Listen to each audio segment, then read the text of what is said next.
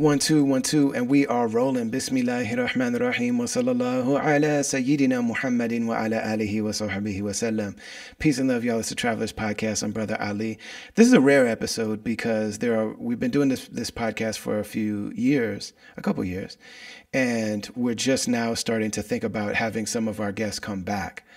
A lot of times when we talk to people, it's like, we're trying to talk about our whole relationship and their whole career, and that we're talking about decades worth of very deep and meaningful and personal stuff, and we're trying to cram it all into an hour or 2 hours. So a lot of the people we've had on this show, I want to have them back. So far, we did 2 episodes to start out with Slug from Atmosphere. So we recorded 2 days in a row. I was in Madison on tour. I did a tour actually to celebrate the launch of this podcast called The Travelers Tour. So Slug and I talked on stage in Madison, and then the next day we sat in the hotel and chopped it up for a couple more hours. So go check those episodes out. They're some of the most successful episodes on this podcast, and I feel really good about them. And, Ant from Atmosphere was just here in Istanbul, and he said, man, I've never heard an interview with Slug where he's more himself, and that really is the best depiction of who he is as a person than those interviews, which means a lot to me. And then we also talked to Ant. So I sat in Ant's basement in Minneapolis for about 5 hours, and that's 2 episodes, but it's all one meeting between me and Ant. So go and check those out. I sat with Merce, we talked for about 5 hours, and we broke that up into 2 episodes. Me and Open Mike Eagle talked for a couple hours, but it was half of it was on this podcast, half of it was on his podcast, which is called Secret Skin. So there's been a few people that we talked to, for a few episodes, but we're just now starting to get to the idea of having certain people come back. And I specifically wanted to talk to Sage Francis again, because of the fact that I've been reaching out to Sage and to Merce to ask their advice. So, for 20 years, I was on one of the powerhouse record labels for underground independent hip hop called Rhymesayers Entertainment, based out of Minneapolis, which is where I'm from. Really incredible network of friends and music makers and just music lovers. And the friendships are really strong. The music is really strong. Specifically, though, the way that the business was set up, I started realizing, like, man, I have wants and needs for how things go. And maybe it's time for me to try to do it on my own.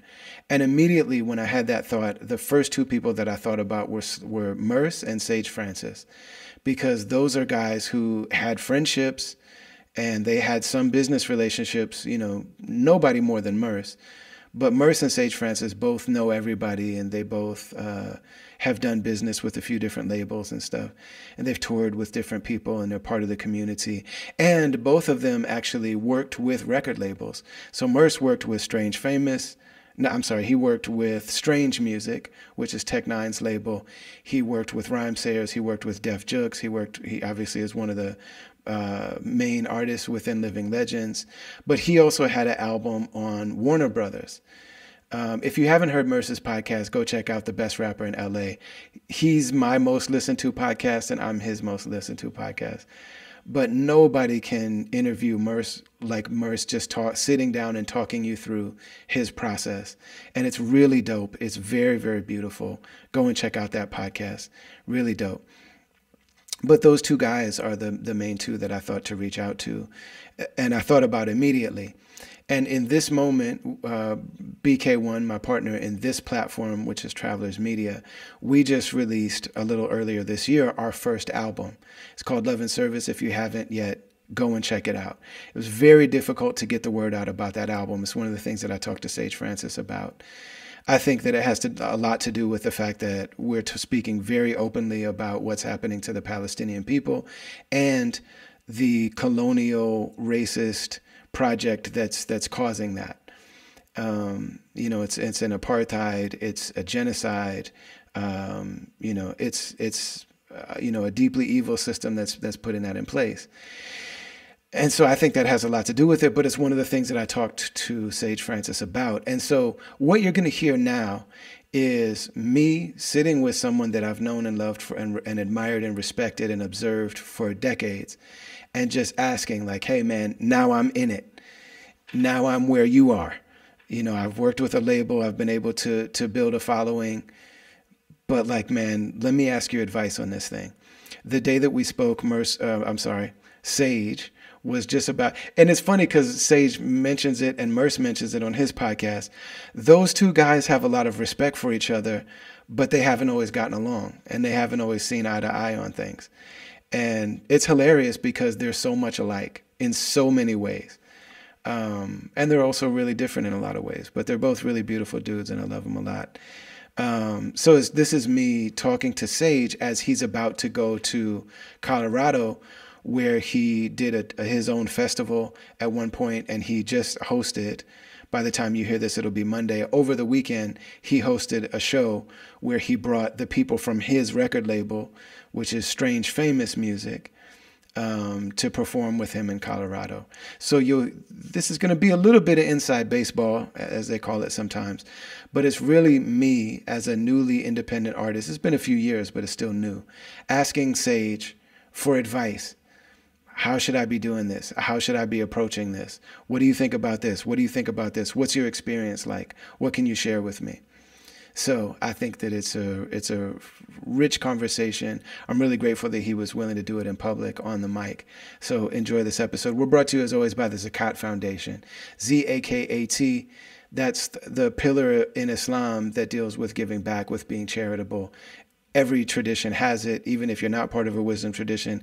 Everybody knows that it's good, it's important, it's necessary.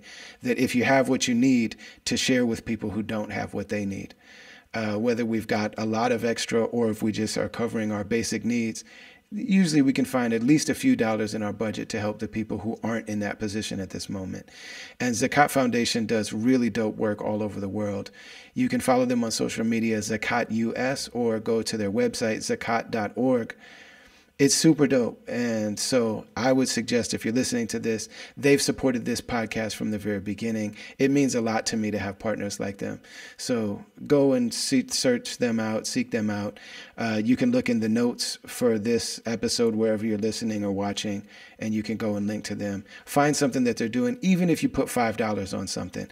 Do it now. Put $5 on something now. That's dope. And that food reaches people, the water, the education, the safety, the housing, the shelter, all of it, that support, all of it.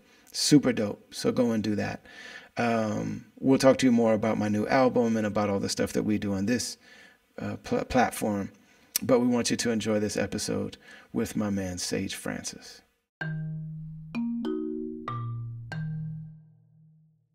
So is it just the case that at this stage of our career, I want to ask you a bunch of advice, because I've been doing my own label for a couple years now. And I remember for a very long time always just kind of observing you and feeling like, man, that dude is really doing all of this stuff himself. And I always had a kind of fascination with it. I always had a huge amount of admiration for it. And with you and Blueprint and a few other people, always in the back of my mind, I'm like, could I actually do that? You know what I mean? And I kind of fantasized about it. And actually, a number of people, when I made the decision to not, do my business on Rhymesayers anymore, a bunch of people hit me up and were like, yo, I've always, in the back of my mind, wanted to do that. So I kind of just have a bunch of advice I want to ask you, which is related to stuff that you're doing.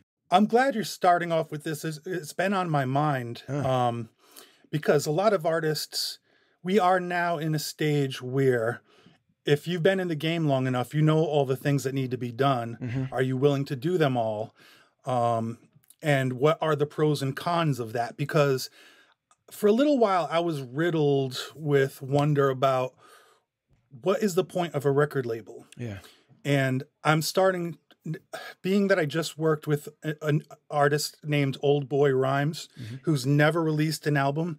I had to do everything from nuts to bolts with him. And I realized how important a label can be, mm-hmm.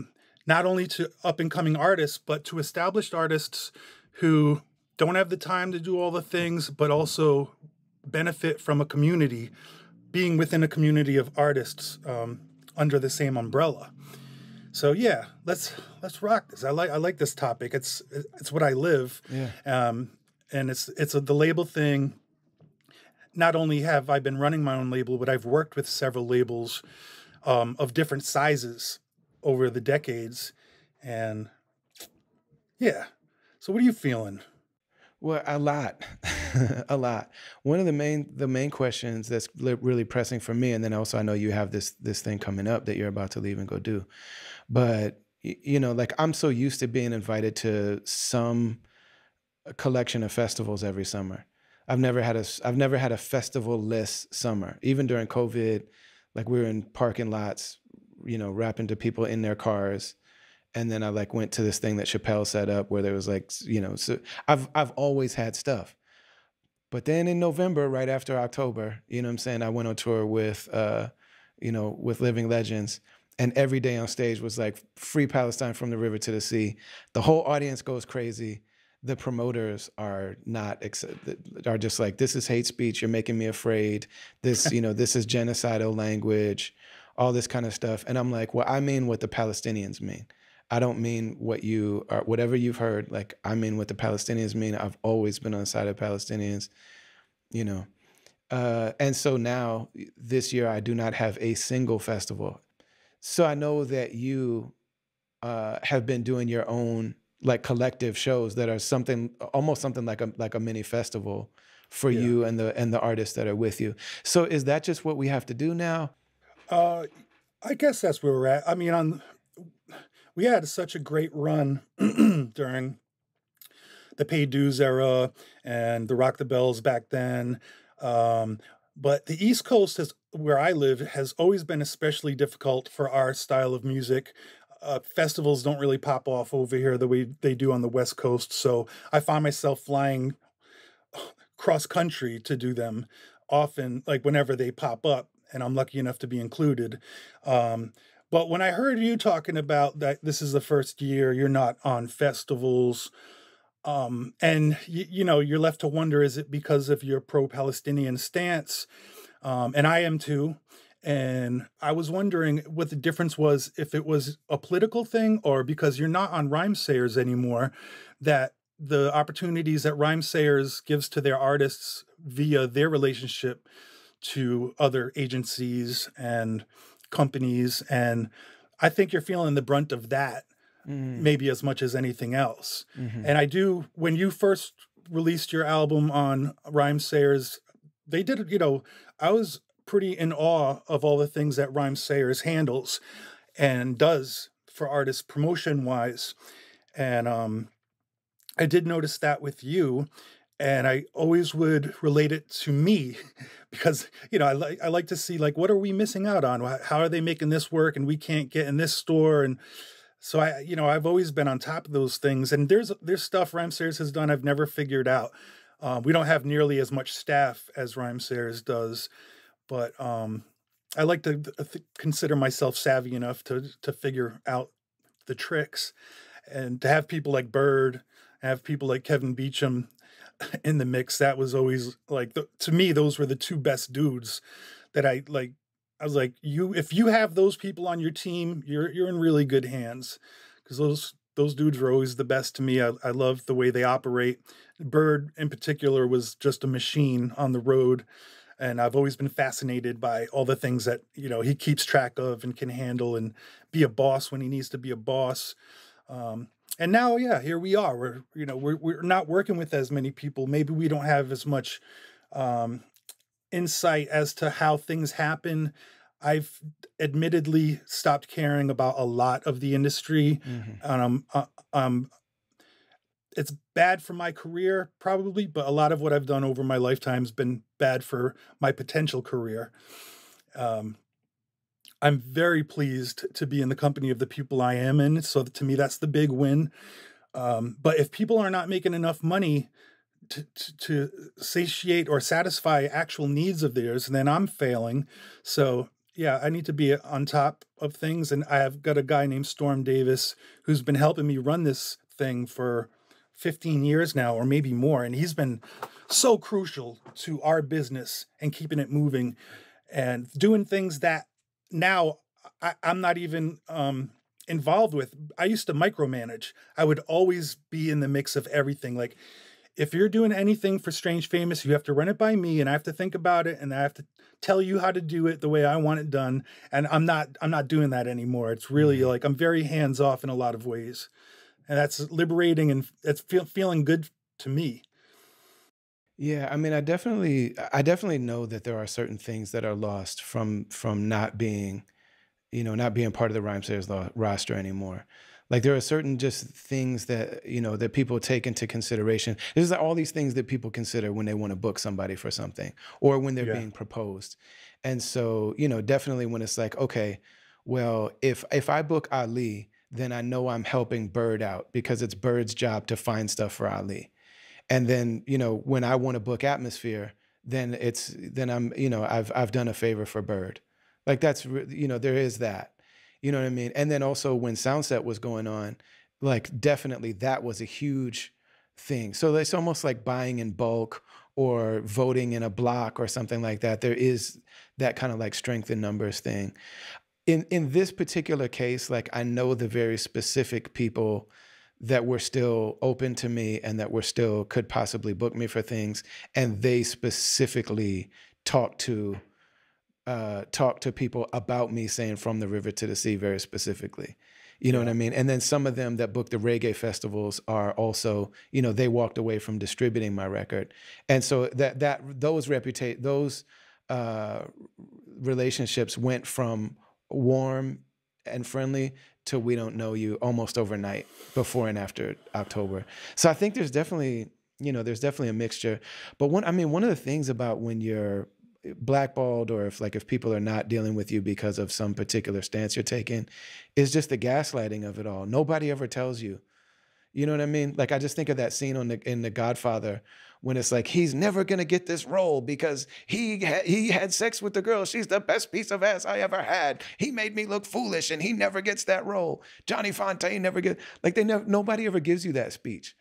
You know what I mean? So you never know why. Like the gaslighting of it is almost what makes it so terrible. It's like I wish somebody would just say, "Yeah, I don't need to do favors for Jaybird anymore." Or I just like I want a festival. Me and my friends and our sponsors are, we don't like the pro-Palestine thing. And we could fill our festival with people that won't say anything about that. And so that's what we're doing this year. Like I wish somebody would say that, but they don't, they never tell you that. Nobody Yeah. ever tells you nobody ever tells you why. It's just always a coincidence. People would be reluctant to explain anything because then it's on record that they have a specific reason, and then you can share that with other people. And I don't know. Yeah. Maybe we do need to create our own network because our audience is still out there. In fact, a lot of them have kids, and they're coming back to our shows with their kids. Yes. It's cool. Like that's. And a lot of us are parents now. Even back then, you were a parent, but I never was, and a lot of my friends were not. We're like became parents later in life, so we have a much better understanding of that. We can communicate that, and we can relate to that now, whereas that was never a thing for me. But I know that fans are out there. It's just a different way to access them at this point, and they're hungry to come out for shows and have a good time with the artists that they grew up loving. Mm-hmm. And I want to continue to provide. Like I'm not trying to say we are legacy acts or we only like we're there for nostalgic purposes. I'm not doing the '90s tour, with whatever they do, like Boys to Men, 98 Yeah, Degrees. Yeah. yeah, because we're still making new stuff, and I think a lot of the things that we create is just as good, if not better, than what we did in the past. But every artist probably feels that way. Mm-hmm. But I know better. I know it's a lot better. Yeah, and our music ages very well. Like it's interesting. Like we all started out, and me and you in particular. Like so we said last time we talked, that's how we met. Like we met on the battlefield, and we both had that about us. But that's not the thing that really sustained our career and our creativity and our longevity. It's not why we built relationships with fans.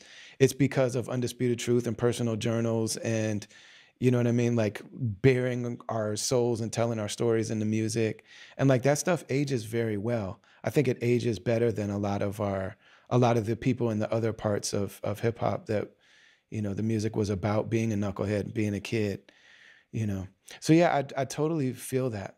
I had two different approaches.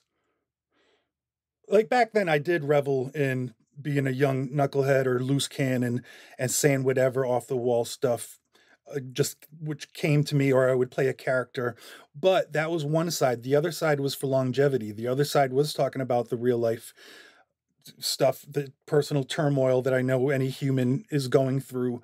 For me to communicate that or help them understand that they're not alone in what they're suffering through, and for it to come from a rapper who they also know is maybe crazy, is like, oh, all right, there's levels to this, and some of it will live on.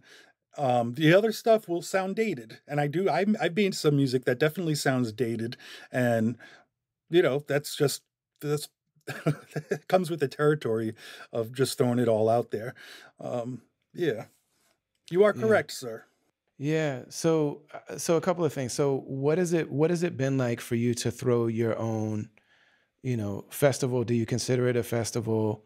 What's the particular approach? What advice would you have for me or for anybody else trying to do something like that? Um, for me, we fell into some really lucky opportunity where everything was pretty much in house and ready to go.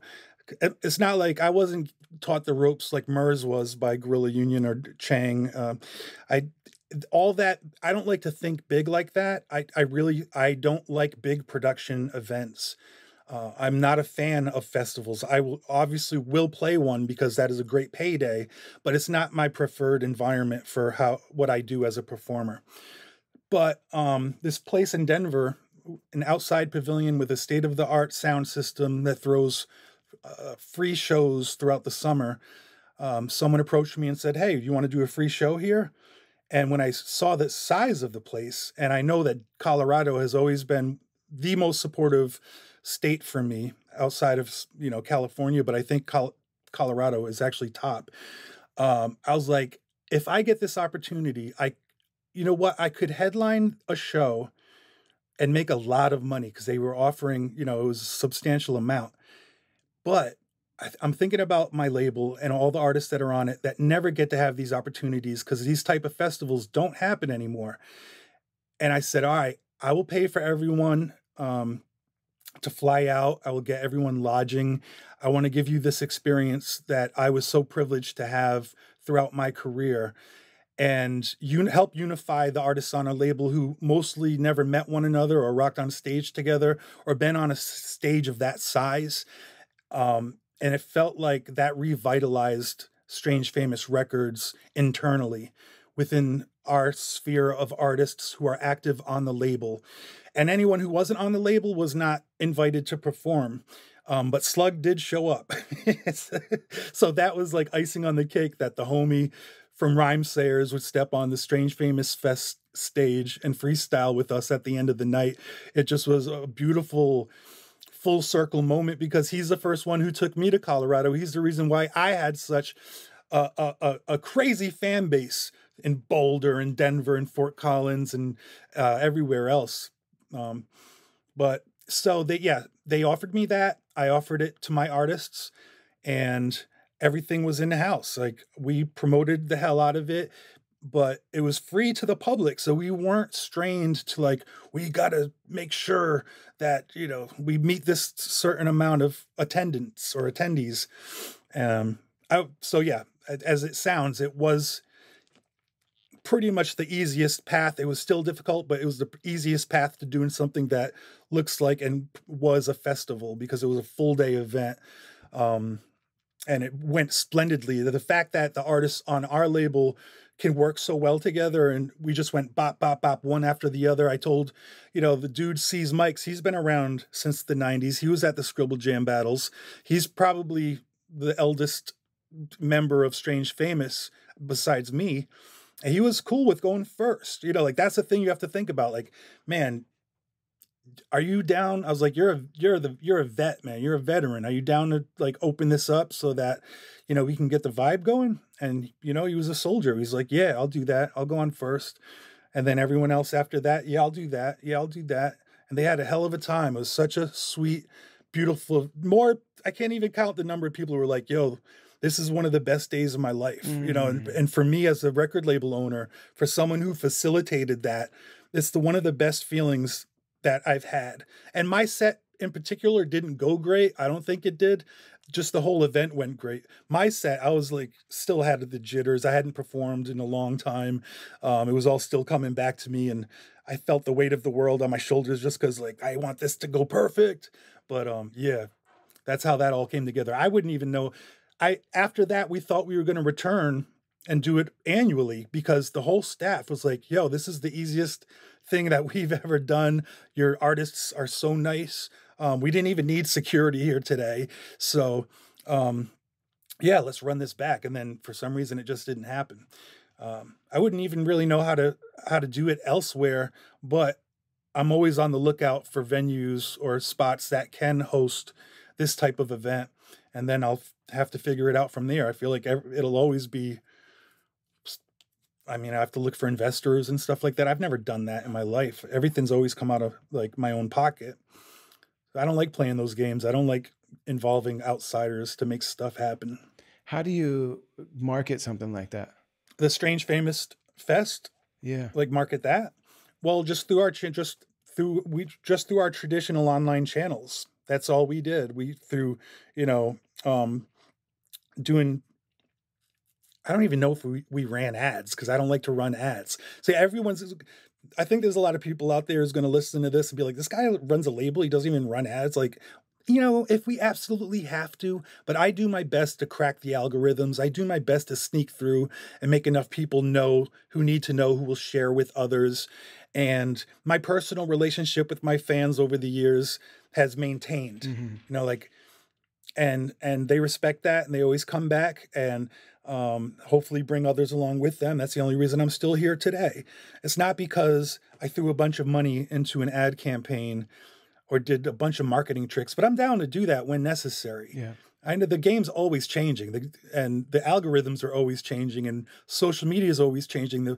The owners of everything come up with different rules and different ways that stuff can happen. So staying on top of that is a full-time job in itself. It's interesting. I feel like everything that starts out as like a mom pop or a grassroots kind of thing, it happens all the time where you grow into the point where, you start on your own.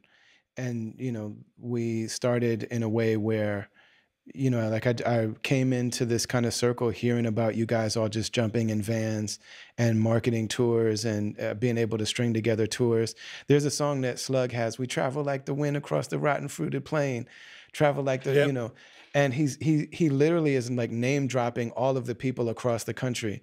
This person in Chicago, PNS, I sleep, his tape deck, his car needs a new tape deck. I sleep on his couch and then I go rap at this thing. And if we went to Dallas and we slept on this person's couch and they got mics to rock. These people, JB has a radio station in Milwaukee, literally like putting something together on your own. That's where I met him, by the way. That's where I met Slug, at the JB radio show in Milwaukee. Yeah. I just be always wondering like, what's up with that dude? You know what I mean? But man, what you mentioned, then there's, then Slug gets involved with the Cork Agency. Cork Agency was at that time a mom and pop independent agency that became part of the agency group, which is like all of these big, powerful music booking agents, and then suddenly now you're in the system, like now you're in the machine. Yeah. And when it's working, it's fine. But then when they're no longer interested, then it's like, well, wait a minute, where's the thing that we built that started us out to begin with? You know what I mean? Like, and now we've all taken the grassroots type of promotion that we did. I used to have a network of people, like I used to know 2 or 3 people in all of our major cities that were our street team that would like go out and actually put posters up on things and would pass out flyers at stuff. And they would always be backstage at the show. And it's like, we knew these people everywhere. And then along came social media, and now there's, for a while we felt like, well, we don't need that anymore. Now we got this social media thing. But now with the algorithm and all of that thing, like I'm getting less than 1% engagement on my social media now. Yeah. Yeah. You know what I'm saying? So it's like, man, do we need to go back to the drawing board on all of these things? Did we start participating so much? Yes. You know what I mean? So like for a while I was, I could email the dude at Rolling Stone and I would be in Rolling Stone. Not anymore. You Yeah, know what I'm right. saying? And it's You know like, what's funny? What's funny is working with the new artist who is very, very green. mhm, He has that mentality. He's like, "Yo, I'm hitting up all this media and no one's responding to me." He's like, he made a list of all the things he wanted, like all the places he wanted to get their attention or a feature or a review. He's like, nobody's responding to me. I was like, yeah, they don't do it like that anymore. I benefited from that. yeah, Now you are left without that. yeah. It's very sad. Dog, remember when they used to make flyers? Remember when venues used to make their own flyers for your show?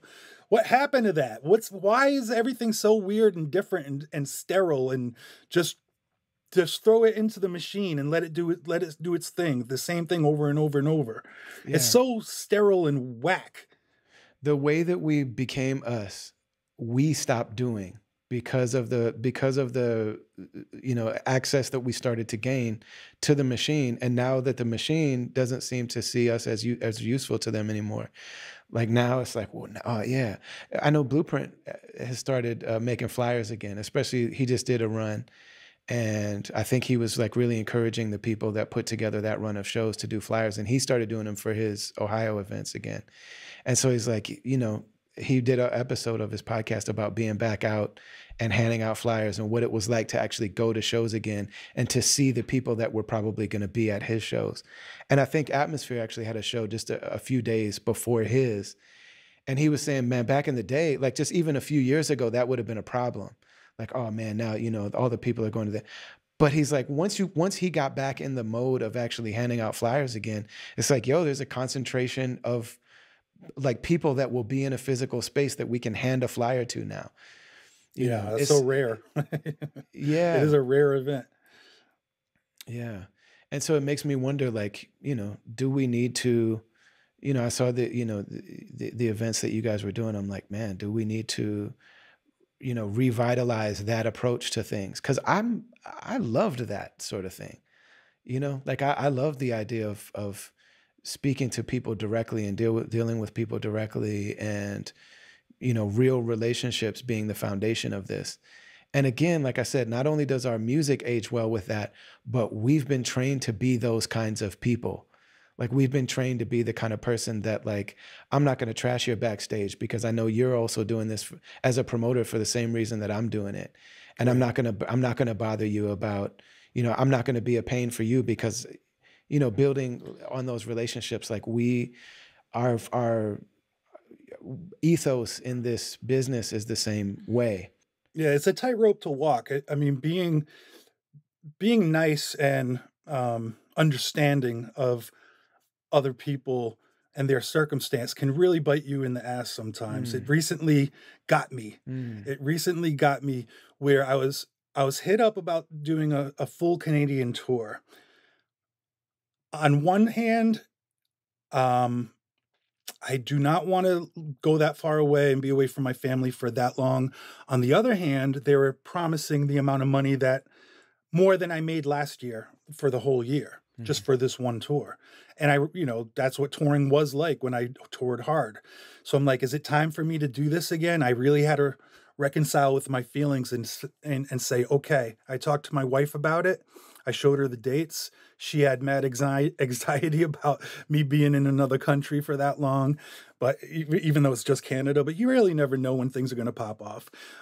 Anyway, I told the guy, I was like, you know what? Yeah, let's do this. Let's do this. I wait. I was, because it was for the summer, and I was like, that's when I do all my shows. I wait. And then I hit him up and like, yo, what's going on with this? Oh, all right. So he sends me a contract. Of course, they didn't sign the contract, but it was like, all right, at least they have a contract ready to go with all the terms and everything else. So I sign it. I send it back. I wait. I'm like, yo, I talked to the man's dude. I was like, can I get that contract signed? It's like, yeah, I know, where. And he strings it along. I was like, you're taking up crucial time I could be using to book other shows in other territories. Yeah. You understand that, right? He understood. And then finally he bailed on me. He was like, yo, I'm so sorry. Man, I'm going through a divorce and this and that. I said, dog, the epic apology.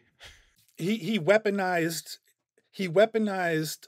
his struggle. Mm-hmm. And you can't do that to other artists. Mm-hmm. Someone just told me that recently. I was like, that's such a good phrasing. I was like, don't weaponize your struggle Mm-hmm. with independent artists because you just really hurt my family, literally financially hurt my family. Right. I'm not willing to say, okay, cool. And then he said, oh, we'll do it in the fall. I promise. I'll start getting these things booked. I'll send a contract. Again, he bailed on that. It's like, dog, I'm going to talk about this on the Brother Ali podcast. And I should say his name, but I'm not. I know you're not about that. But it would save a lot of artists. Like maybe artists should be aware of that because at least me telling this story lets them know that is a possibility and to be very careful about being too nice to the people that you work with in the business industry. Yeah, it's tough, man. I used to name names. I used to name the names. I did not care. I was threatened many times over it. I've had many death threats. I name those names. This dude is lucky. I'm just living a new life with a whole new mentality. And, good luck to him. Best wishes. But don't screw over artists, brother. No. Yeah. Yeah, it's interesting. Like, and you're somebody that would always like, oh, threaten me. Okay, let's try it out. Let's see what a fight between us might seem like. Yeah. You know what I mean? And I was that guy for a long time too. Yeah. I mean, I had to be careful in certain cities, obviously. And I'm not street. I'm not street at all. I don't know a lot of code. I'm not, I know how to talk shit though. I'm from the East Coast. And I was so dumb. I could have been killed so many times, Ali. Like it's so I really played with my life for this music thing and just to be a free artist and I'm happy I did, but I look back on it and like, dag, that was not smart. You could have been smarter about a lot of that stuff. But also it was fun, even for my fan base to witness me doing that or talking that shit and like have these confrontations. And that happened with me and Murs. That happened with me and Murs. Murs gets along with so many people, but right off the bat, he told me to my face, he's like, yo, I don't like you. Yeah. First time I met him, I was like, that's your opinion, brother. I don't I don't really like you either, but here we are. And then later he books me to be part of the Paid Dues tour. Like we know how to operate on levels that just because you personally don't dig something doesn't mean that, you can't operate with it on different levels. I wouldn't expect you to be a big listener to his podcast, but he's actually said that, that initially he had that feeling, but he talks about booking you on Paid Dues. And he's like, man, at the end of the day, I have to respect how hard he works. I have to respect the fact that we're part of the same community. I have to respect the fact that you look at the people and it's like, he's touching these people. You know what I mean? And this music matters to people. So he's like, whether I like it or not is so secondary. The fact that we are in this life together and in this culture and in this work together. You know what I mean? Yeah. Were you part of the meeting when before the Paid Dues Festival happened? I remember he brought us, me and a group of other rappers in the park in Chicago.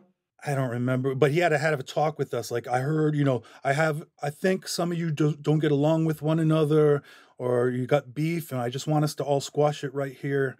And I think he thought it was between me and Cage. I really don't know. I got that feeling. I was like, I don't have beef with anybody here. Like I'm actually very, if I knew them, I was cool with them. But if I didn't know them, we all got along super well on that tour. And that was, yeah. But I like Murs thinks about stuff like that. I'm not sure I would have ever thought about doing something like that if I had put together a group of random artists from different territories and put them on buses together. That comes from, growing up in a gang environment. Yeah. You know what I mean? Where like if you get, there's definitely a possibility for tensions and things like that. Or it's almost inevitable. Like when you get different teams of people, even if it's a friendly competition, like there's going to be some tension between people. So you have to bring them together in the moment and really communicate to everybody. Like this is about something bigger than our individual tensions and things. Yeah, I remember that.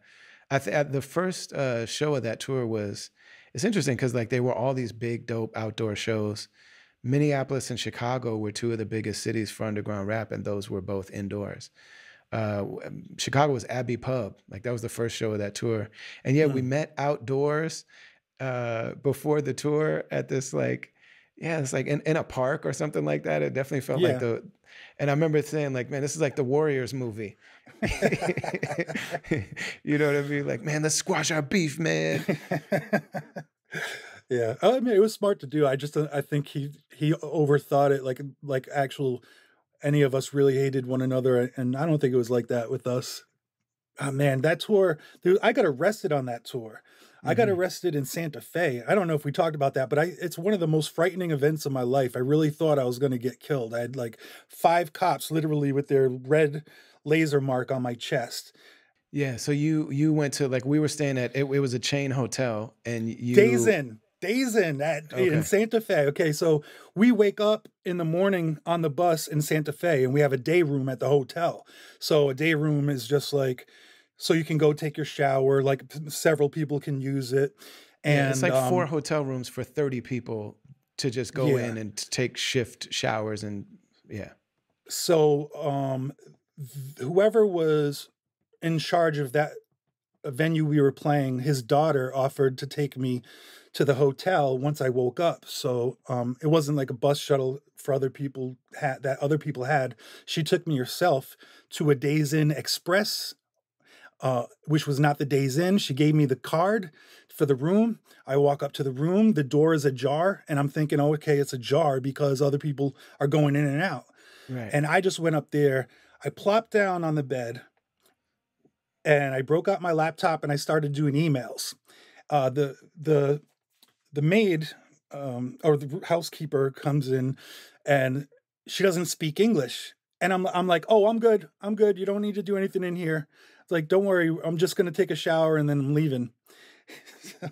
It looks like I was a homeless guy or something, just using this room that was because the door was open and I'm going to use the shower and then get out. So I'm sure she communicated that to the manager. He calls the room. I pick up. I'm like, hello. He's like, what are you doing in that room? I was like, this is our room. This is our day room. So I'm trying to explain it to him like he doesn't understand. And he is like, whoever was in this room already checked out and you're just squatting in our space. So blah, blah, blah, lots of confusion. And he said, like, I'm going to call the police. I'm like, all right. I was like, well, and I don't know if I figured out I was at the wrong spot or what. I don't know, but I had my key. I had the room number on it. And I went to get out of the room and the manager blocked the door so I couldn't leave. And I hear him on the phone talking to the cops. He's like, he's a bald guy with a beard. He has a black shirt and camouflage pants. So I took a big breath. I sat down in a chair and I just waited for the cops to come in. I tried to just be as calm as possible, even though my heart's beating on my chest.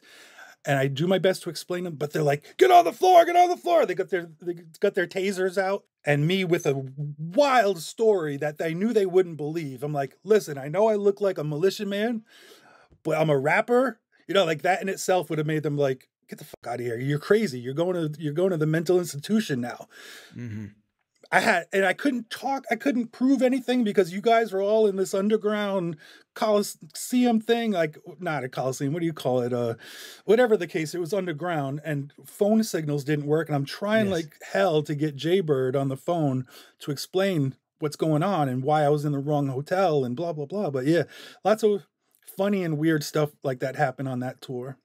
So crazy. Yeah, man, that tour was really like that. That tour was really like that. We had so my version of that was that my 30th birthday was during that tour. And we were in New York that night or the night before it. And so Merce was like, yeah, he came to me or somebody came to me and said, Merce is, getting you a flight home because we're going to Minneapolis and we had 2 shows at First Ave. So I get the flight, go home. And somebody had hit us up to shoot a pilot with me to see about making me, somebody on reality TV. They wanted to do a reality TV show based on me. So the first show of the 2, it was my 30th birthday. I wore a mic. There was a camera crew and everything. And so I'm coming around like you and Mr. Liff and like all these people, but there's a mic clearly on me and there's a camera. And so people are like looking and like, what is this? It was so strange. Like I felt like an undercover cop or something. And I'm trying to talk to people like normal, but I didn't get a chance to like announce it to people or anything. Like I kind of didn't really realize it was happening. And so the next day or the next morning, I told Sadiq like, man, I know this is probably a great opportunity. I'm probably messing it up, but I'd rather actually live my life than have a camera crew follow me around. Like I couldn't, like they didn't get anything. It was whack. Like just Yeah. tell them thank you, but no thanks. And so the second day they didn't come. We're at the show. We get a phone call, or we get a message. Somebody messaged BK. You got to go to the hospital. Your wife's in the hospital. We rush over there. And it turns out that the bridge had collapsed in Minneapolis. Yeah. And Brennan's wife, Julie, was in a school bus full of kids, ended up saving a bunch of their lives. They're like on a bridge, you know, with the school bus hanging off the side of the bridge. So, you know, this whole thing, like we rush to the hospital, you know, his wife is there, she's got glass in her body and all this kind of stuff. And then my wife shows up and we're waiting to see what's going on with our friend. And she says, look in my purse. I'm like, what are you talking about? Just look in my purse. So I look in the purse and it's a pregnancy test that she's pregnant with our now 16-year-old. And this is a day after my 30th birthday. So I'm like, man, if they would have been following me on this day, people wouldn't even believe that this was real. Like I might have been a reality TV star. You know what I mean? Yep.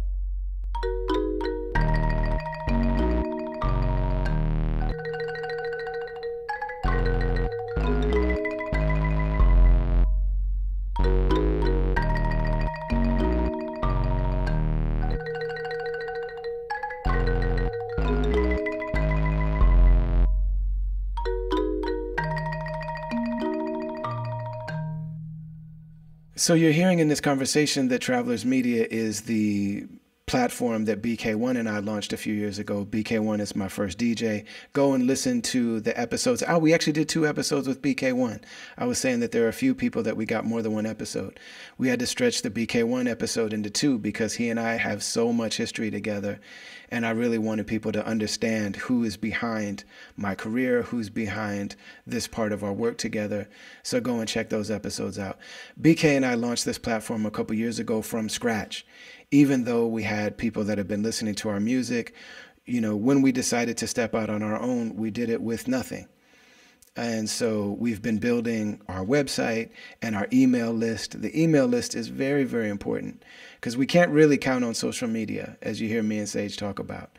Can't count on social media. Just because you say you want to follow us doesn't mean that these platforms are going to show you our content. They used us and you to get everybody to social media, but now that we're here, they're doing whatever they want and they're promoting whatever they want because ultimately they own it. So I say all this to say, any creative person, any content creator, any person with a message or a platform or some music or some artwork or some community work or anybody that you support that's independent, you got to go and sign their mailing list and check out their website. Go directly to their platform. Even a lot of the creators that you see on these social media services and on YouTube and stuff, they're backed by major companies. So it's not fair. The deck is still stacked against us. Those of us that are talking about things like Palestine, that are talking about, you know, that are not trying to get you to buy a bunch of stuff, that are not trying to be out here gossiping and tearing people down, that aren't getting people drunk and then asking them to spill the beans about other people's personal lives and relationships and beef and drama and all of that stuff. People that are just out here trying to spread the good word about good people doing good things, to encourage each other and to be together in putting some beauty into the everyday lives of people. It's tough. It's very difficult to do. And these platforms have not made it easier. The streaming services and the social media services, it's all been co-opted. So it's really tough. So for all of us, including Sage Francis, including Merce, including Atmosphere, including Mark Lamont Hill, including Immortal Technique, including Amanda Seals, including Sa Rock, including all of us, you got to go and hit us up. So for us, it's brotherali.com. Get down with the mailing list. A couple things to know about. One, we put a new album out. It's me and as a Muslim artist and the super dope Jewish brother who is an incredible beat maker. He goes by Unjust, and he's also an animator, illustrator. We put out a super dope album. It's like this lo-fi, very intimate, amazing. It's one of my favorite things I've ever made. It's called Love and Service, and it was really hard to get the word out about it. But that album is up there. The deluxe vinyl, we put everything into it. But you can stream it and all that stuff too. But if you go to brotherali.com, check it out, sign the mailing list. The other thing that's going on is that we're offering our Blood on Beats songwriting workshop, which we do once a year, and it sells out. It's me talking to you directly about the subject that has changed my life and really built my platform, which is writing songs. So it's a month-long interactive songwriting workshop that I love to do. But if you go to brotherali.com, you'll see all the information for that. The registration for that is open. It's filling up fast. It's more than halfway sold out in just a few days. And so, so go and get down with that. That's something that I just love to do, love to offer. So all that stuff is available. Go to brotherali.com, sign the mailing list. We also have a caravan of people that are our actual supporters that we interact with, and there's all sorts of exclusive stuff up there for you to see and watch and read and do and everything else. We've got some big announcements coming up that I can't wait to share with you, but we're not ready to share them just yet. But as always, the people in the caravan, the people that sign the mailing list, will be the first to hear it. They'll have first access to it all. So thank you for being here. Go to brotherali.com, check that out. And back to the episode with Sage Francis. In terms of running a record label, it's one of the things that I think of. So like, my man Mally, who's come on tour with us a number of times, is one of my favorite people. He's one of my favorite artists. They have I hope I'm not messing it up for them. They haven't announced it yet, but they have an album coming that Last Word, who is like, has DJ'd for both of us, produced. Mm-hmm. And it's dope. It's my favorite thing that he's ever done. And I was talking to Brendan like, man, should we try to put this record out for them? You know what I mean? And it was just like, man, I don't know, most of the people that I've known that have done their own labels end up with people angry at them. Like everybody's just mad. Everybody, you know what I mean? Everybody's mad at LP. Everybody's mad at Peanut Butter Wolf. Everybody's mad at Sadiq. Like I'm mad at Sadiq, and I know he only tried to help our entire work together. He was just trying to help. You know what I mean? But at the end of the day, it wasn't working for me, and I disagreed with him about it. And I tried to work through it and couldn't. You know what I mean? Like it just seems like a really thankless thing to do. And what's been your experience with it, and because I mean, yeah, you sent me the Old Boy record and it's dope, you know what I mean? But like, what has kept you still excited about, like I could feel that you're excited about people hearing that music. Yeah, because, he approached me. So this is what reinvigorated me as a label owner. Mm-hmm. He approached me to feature on it, same as he did with you. And I was like, yeah, I'll do this track, even though I'd never heard of him before. He has no connections to anyone I know. Maybe he had told me that you and Liff were on the album, but I was like, yeah, because at the time he was trying to raise money for people in Bali, and it just everything seemed like on the level. And I said, yeah, okay, I'll do this for you. Although I almost never do features on other people's albums if I don't know who they are or I'm not friends with them. Mm-hmm.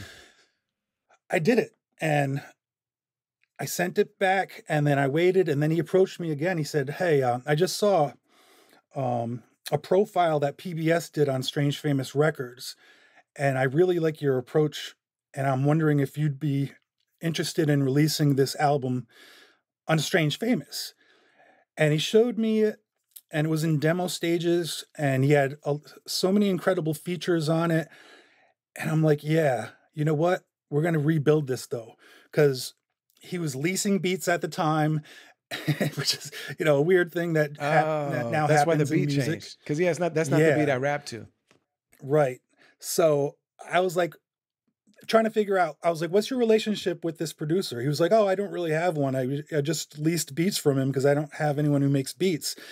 I'm like, I remember those days, but I was like, but if he's not willing to give full ownership and if he's charging too much, I think we could rebuild this with one producer to do the whole album. So that turned out to be Mopes, previously known as Prolific. And it took about 2 years because he came to me as a fully formed spitter, as a mature adult man, but someone who had never released an album or released professional music, and I was detecting all the things that he had no clue about. Mm-hmm. So I'd be like, yo, I can hear that you used 2 different takes on this one verse. you punched in here and it sounds odd, and there's a pop over here. And he was like, oh yeah, it's just things he never thought of. So Right. I'm helping him clean up his stuff. And over the course of 2 years, because I was busy doing other stuff sometimes, and he was very hungry and wants this stuff out, I'm like, listen, there's a lot of things that you need to put into consideration before releasing your first project, because I believe in you so much as an artist. I know you're going to go places from here, even if you can't tour, because he lives in Southeast Asia, but he's going to think of ways to get on the road or hit the States up or whatever. Even though, his wife, he lives with his wife and child in Southeast Asia, it's going to be very difficult. I don't care about all that anymore. I used to care about, I'm only going to do this for you if you're going to tour hard on it, because that's the best way to get your music heard and to make sales and this and that. Now, totally different for me. I don't care. I want to make the best music as possible with the people that I trust and believe in.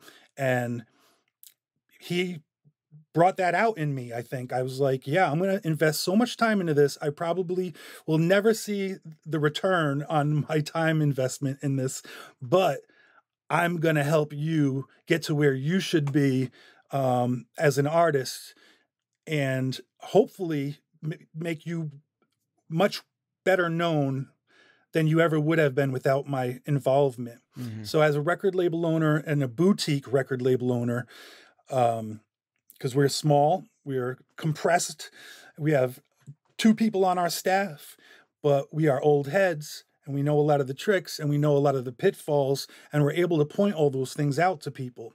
So yeah, it can be a thankless job to artists who step in and expect the world, but for people who never really had much and they're seeing how much you're doing for them, and they've lived a bit of life so they can retain that gratitude, that is thanks enough for me. For other artists, if they're looking to live off of music, I tell them you need to do it on your own, because if you have too many middlemen, that there goes all the money. Right. And that's why I didn't do drivers or managers on tour. I was like, I will drive, I'll sell the merch, I'll do everything that a middleman could do, and it will exhaust me, but I want to be able to live off this music, and I did. And that's something people have to do if they are going to tour these days. And I know it's not, I don't know if it's as easy as it was. Not that it was ever easy, but to get the bookings and the venues that are all closing, like the mid-sized to small venues in dope cities, is like they're all going away. Even in Providence and New Orleans and all the places I'd love to play, it's more difficult to get into a venue with as many new artists as there are now. Yeah. It's interesting. Like there's you have highs and lows in the career, and there's like, I'm just grateful that this stuff ever happened. Like when things don't seem to be happening anymore, I'm genuinely not sad about them. I'm just happy that they happened at all. Yeah. But the one thing that I'm genuinely sad about is how hard it is to tour on the East Coast. Yes. Like I used to be able to do really, it was never crazy, but like I always had a really strong following at because energetically, like, okay, so the West Coast likes me more than the East Coast in terms of like but I mean, the West Coast just has a culture of coming out to shows. Yeah. You know what I'm saying? So it's always been stronger. But energetically for me, like I married a woman from New York, and like that's the type of, music and culture that I've always, Islam is much more prominent there. There's just something about the energy of the East Coast that's always spoken to me more. And it's really, and even when I look at who's following on social media and who's streaming on the streaming services, there are still very obviously a lot of people. Like New York is still in my top 5 cities for followers and streams. But all the last times that I've performed on the East Coast in general, it's just like, man, in order for this to still really be viable, I would really have to scale it down tremendously compared to the West Coast. Yeah, same with me. Yeah. Do you know, like, why do you think, and I just saw Acrobatic saying like, man, we don't have new artists that are coming up. He was talking about Boston, that like, man, you used to be able to sell out the Middle East, 500-600 people with an all just Boston lineup, at a time period. And I mean, do you have any insight into like why that might be the case? I mean, I came up in the Boston scene. Boston was popping. That like Yeah. hip hop scene was thriving. And I don't know if it is anymore. I don't know if like I don't really have I don't well, I'm not going to pretend like I go out to Boston and hang out and look for the up and coming rappers, but I'm not hearing much of anything coming out of Boston. And one of the first underground hip hop radio show I ever had access to was from Boston, Emerson 88.9 WERS, 1 hour every Saturday night. And I recorded those shows and they were so dope. I still have those tapes. Boston was up on it very early on. And then that show turned into 2 hour show. And then it became maybe a nightly thing throughout the week. It was huge, 88.9, always trying to listen to that. It doesn't even play hip hop anymore. Mm-hmm. They don't play, so local artists aren't getting the shine that they once enjoyed, and people aren't listening to the radio for that anymore. The weeklies are gone. The weeklies highlighted local artists. Yeah. Everything's like not local. Everything's decentralized. Yeah. And it's tough for a scene to thrive and build when it doesn't have those support systems that built the previous scenes that we all came out of. Mm-hmm. So I don't know. One of the only new up and coming artists, even though he's not new anymore, is a guy who works with us, but he also works with other labels. His name is Jesse the Tree. Yeah. He's from Providence, right? So I think he has the most potential out of everyone I work with to blow up, but he's not the kind of dude to like care about that. He'll just work with anybody and he makes friends with everybody. He hops on everybody's record and he's a total joy to hang out with. Like he makes you feel better, makes you laugh. It's just like, I love that dude. And I will keep saying this, but 10 years ago, if it was me 10 years ago, I'd be in his ear every day and I'd be giving him instructions. I'd be like, yo, you need to do this. You need to do that. You got to get your merch game right. Yo, you have to do this because you can live off of this. But who am I to do that now to a 30-year-old who's loving what he does in his music and turn the music into a burden? I have to be the person, if I'm running this record label or whatever you want to call it, a collection, whatever you want to call it at a certain point, I will help get more eyes and ears on our stuff through the community that we build, not just within the artist, but the fan base. Mm-hmm. And that all started with me. So yes, I'm the figurehead and people can look at it like, oh, it's all about Sage Francis. It's not all about Sage Francis. So much of my time goes into all these other artists. And that's why I would give you a reason why I'm not really up on any other new music. Because when I find someone I believe in, my music dedication, my energy, my attention goes to that artist. I'm not checking for other stuff outside of that. I want to help these people develop the best music that they can and impress our crowd with it. I mean, do you get the sense that there are scenes the way that there always were?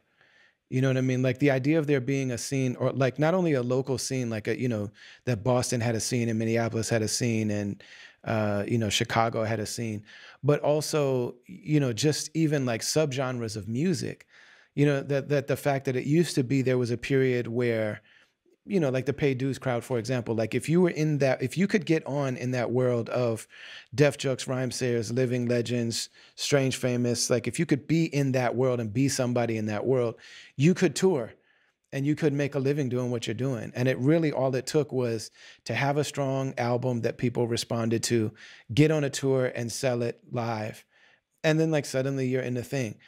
And I was talking to Evidence about this, that like even in LA, he's like, man, it just seems to be that there are individual artists that have found their bubble online, basically on social media. And there's less of a subgenres and scenes even within the music world. Is that something that you find like with the artists that you work with as well? Yeah. I guess people are just have to exist in their bubbles.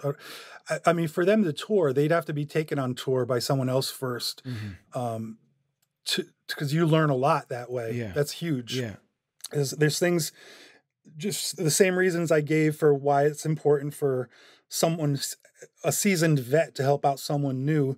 who doesn't know all the pitfalls, who doesn't know all the potential. The same thing applies to touring. There's so much a person just wouldn't consider. So they'd have to view someone else doing it up close. So that's why I always took my artist on tour with me, Yeah. not all the time. Like, because when Atmosphere did that to me, that was an eye-opening experience where I said, oh, wow, I connected so many dots. I said, that has to happen. This has to happen. I need to have this type of person do this. Yeah. Okay. Yeah. So so I don't even know. I wonder, I'd love, this should be a reality TV show, like just a new artist, put him on tour by himself. What happens? First tour ever. Yeah. Let's see how you do it. So yeah, it's not going to happen. You need people who are experienced and who know what they're doing to show others how to do it. Yeah. And it's interesting that, you know, for as disconnected as a lot of us were in underground hip hop, you mentioned Jaybird, but like Jaybird came up under Steve Rifkin, and like Jaybird came from the street promotion side of being in Chicago and being the Chicago representative for the hip hop industry at that time. And so he went on tour with Rubber Room, and he went on tour with the Arsonists and like certain other crews. So by the time he started working with Atmosphere, and like that was your tour, those were also my first tours. And I think of a lot of us, you know, even the things that I think Bird was able to introduce, even artists that came afterwards that weren't even directly associated with our scene, you know, really got a lot from that. And so, yeah, it's just like, it feels like the idea of community, you know, and I would be, honestly, I would be happy if there's like, well, there's a new generation and there's a new community. You know what I mean? Like there's a new community of artists that are connecting with each other, and they're finding each other, and they're going on tour, and they're building new things. And just like, you know, they don't necessarily, I would be really fine with that. But I keep looking for something like that. Like I keep looking for who are the artists that seem to be finding each other and supporting each other. And, you know, where are the movements of artists that are working together? They're doing it. I think they're doing it online. I mean, there's other ways that they're doing it. Mm-hmm. That's their community now. I don't know. Mm-hmm. Is it a TikTok community? It used to be a SoundCloud community, a YouTube community, maybe even a podcast community, but maybe that's how they're building in order to access a greater viewership. And that's what I told Old Boy. I was like, if you can't tour, I think you're going to do the podcast circuit just to get your ideas and your thoughts and your personality out there so people know, have more context as to who you are as a person to be making this kind of music. Yeah. Because when people see us perform live, that gives them greater context to the music when they listen to it. Everything. It's everything. Like in our world and in our lives, the live show was everything. Yeah. And it's like, not that anymore. Yeah. Because I mean, and even with each other, it's like when I heard your music, I was like, oh, this guy can rap. But then when I saw you perform, it's like, oh no, he could rap. Like this, I just heard the music differently before and after. Yeah. And yeah. So another question that I wanted to ask you is about press, you know, like hiring somebody to work press or to work radio or to work like, you know, to work us to podcasts and things like that. Press people, media people, promotion people. Like, is that something that, like, if you had the money, is that something you would still do? Okay. It depends. I'd need a lot of money that I could spare because we used to always hire those agencies. We used to hire for radio. We used to hire publicists. The results became less and less. The costs were going up and up. Yeah. And it got to a point where I'm like, yo, you're charging me for a service that you're not providing. You will charge me the same amount if you get 10 results or 0 results. Mm-hmm. And I'm not feeling that. And I'm going to start approaching people myself moving forward. I created a personal contact with one person who ran several different hip hop media spots. And she became my go-to for anything that I release, because it also became less important to be featured anywhere. Mm-hmm. unless Pitchfork or Rolling Stone is talking about it, or the Anthony Fantano guy, it doesn't matter all that much. And fans aren't getting much out of that. It's like you're better off paying, which I hate to do, but you're better off paying for boosts on Facebook, or boosts anywhere, so that you actually get in front of your fans' eyes, whereas they're suppressing your ability to reach them without that money, which is foul. I feel like that has to be a crime in some world, but it's fine and dandy here. Oh man, we built up these companies. We built them up. Yes. We amassed, we gave them so much content. We brought our fans into this community, and then they say, nope. Now you pay us to talk to them. Yeah. Fuck y'all. Yeah. Yeah, man. So foul. Yeah. I mean, it's really incredible. And and everybody came and everybody says, like, I want to follow. Like, every time Sage Francis posts something, I want to see I want to see Strange Famous Fridays. It's a thing. I want to see that. You know what I mean? And now just the ability for them to be like, yeah, no, and one of the things that's so crazy is when you actually, if you follow their accounts, they'll tell you, like, you should, I would suggest people do, carousels, and it's like, man, now you're telling me how to work for you. You know what I'm saying? Like, you're giving me insights because you've decided what you want to, what you want us to produce for you. Yeah. And press. I mean, even as far back as 2010, when I was on a huge label. Epitaph is a very, very big label with a huge staff. I had Shepard Fairey do my album cover. I mean, he did the Obama poster, the Hope poster. Yeah, that was huge. So I had him do the album cover. I had some of the top indie rock groups doing all the songs on the album. It's like, this wasn't just for the typical Sage Francis fan. This was us trying to branch out into other listenerships. They couldn't get any press for that album. I mean, my most famous song, probably The Best of Times, is on that album with, like, my favorite composer who did the Amelie. He scored the Amelie movie, did a whole bunch of other stuff. But to me, that was a huge deal. But that song to this day is like, people are crazy about it, and we couldn't get radio for it. We couldn't get anything for any of the album. And I was like, you know what? It got radio later. It just was with a different guy. Oh yeah, that's true. But we talked about that too. I talked about that with the label. I was like, yo, how is this blowing up and you couldn't do anything with Best of Times? I mean, he's doing Best of Times. This is the same fucking thing, same fucking video, everything, like the same idea. But I think I probably took a big hit. I definitely took a big hit financially, but I took a big hit to the spirit, where I said, maybe it's over for me. Maybe this is like, I've reached the end of the road. Me, just putting all this work in for what? And me trying to branch out, like, blah. So I quit for like 4 years. I did take that break before my next solo release. And now I took an even longer break after. But that solo release was the first studio album that I released on Strange Famous Records. And that was scary. And I switched distributors right before doing it. So this was just a huge gamble on several levels.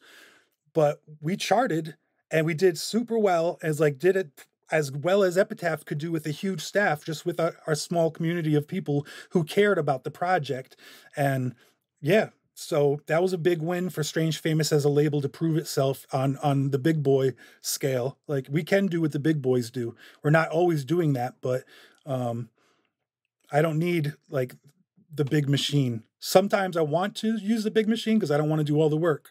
But yeah, the press and all that, like, you really get beaten down after a while when you're not getting recognized for all the things that you contribute and that you do, and they don't recognize any part of your legacy. They don't recognize what you were part of in building. That's why I'm so surprised I got mentioned at the Grammys for the 50 years of hip hop. Like, for them to have my name on the wall, along with all the, like, a bunch of other names, I was like, how did that fucking happen? I don't have any ends there. Like, I'm not saying I don't belong to be there, but it was really bizarre because I think I do belong there, but I don't think anyone else knows I should be there. That's what I'm thinking, you know? Yeah. So it was surreal. So I think Questlove was the one who curated those names. So shout out to him, even though he's never reached out to me or said anything nice. But he must have some kind of understanding of like what I do or what I've done.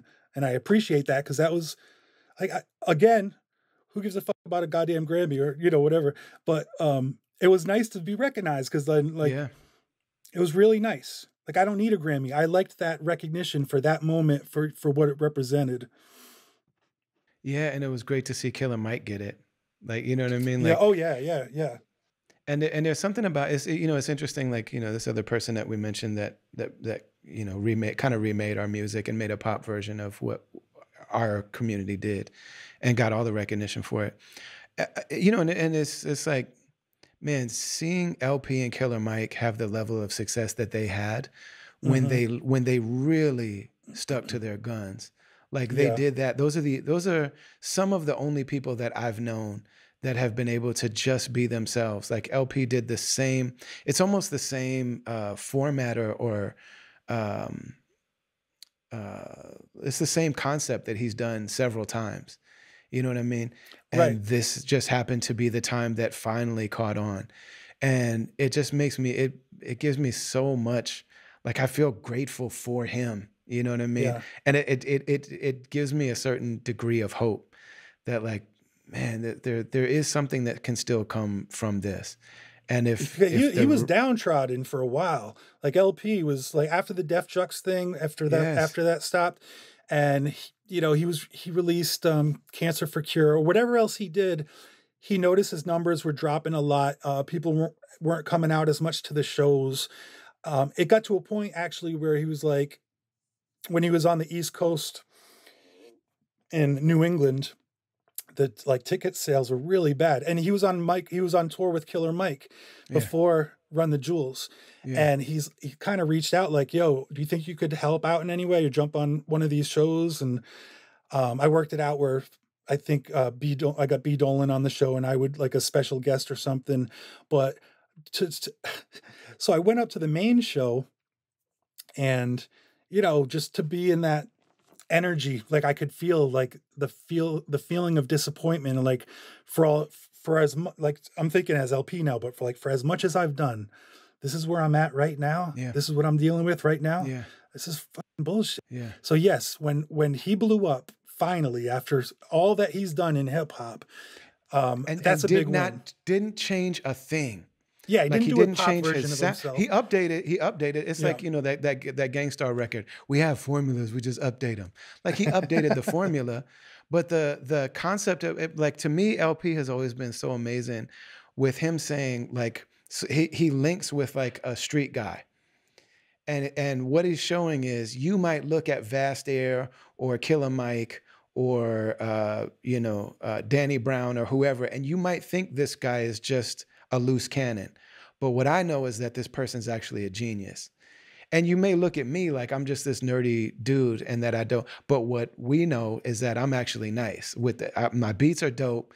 My beats are, you know, they got this dusty sound to them. But like I'm actually a soulful, dope MC.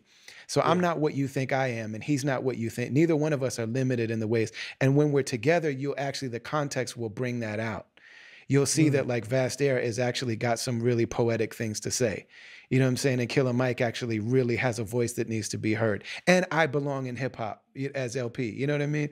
Right. It's like, man, he's been doing that same formula over and over and never didn't compromise a thing. Never did anything corny. He was never in a position where you're like, oh man, really? Like that's the hairstyle now? Or like, you know what I mean? There was no questionable moment. It's like, man, that's the same ill dude. And he's not my best friend in the world, you know, but I'm like, this is so dope, man. It's so amazing. My first demo, I was rocking over Company Flow beats. Crazy. From '96. I was rapping over LP beats on my very first demo tape. Yeah, so of course the lightning in a bottle that they captured, it's like you can't follow that formula. No one can be like, all right, now you got to do what Run the Jewels did. Like you can't do it. Yeah. So it's a beautiful thing. I like the more famous he got, the less I heard from him. So we'd actually never have any interactions anymore. Yeah. But I am proud of I'm very proud of him. I'm excited that it was even possible. And it's a big, like very rare win for a dude like that. And in the back of my mind, I'm also happy to know that I'm not a hater. Mm. I have zero jealousy. I'm so happy. You know what I mean? So Yeah, it's like, I'm I've not a definitely- hater. yeah. It literally is like, if people do something corny, I'm judgmental of the corniness. You know what I Yeah. mean? And that's because it's corny. It's judgment worthy. You know what I'm saying? But for somebody to stick to their guns and to be who they are and to do what they believe in, you know, and I think that, you know, he obviously learned some things along the way about, you know, you gotta, if you have the right logo and how important some of these certain things are. Oh, and, yeah.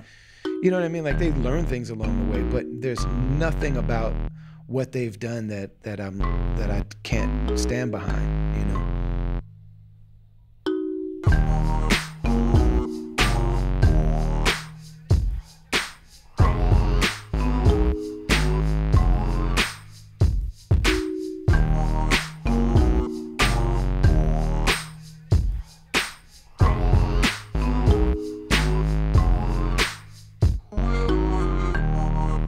Therapy, therapy, therapy, therapy, therapy, therapy, therapy.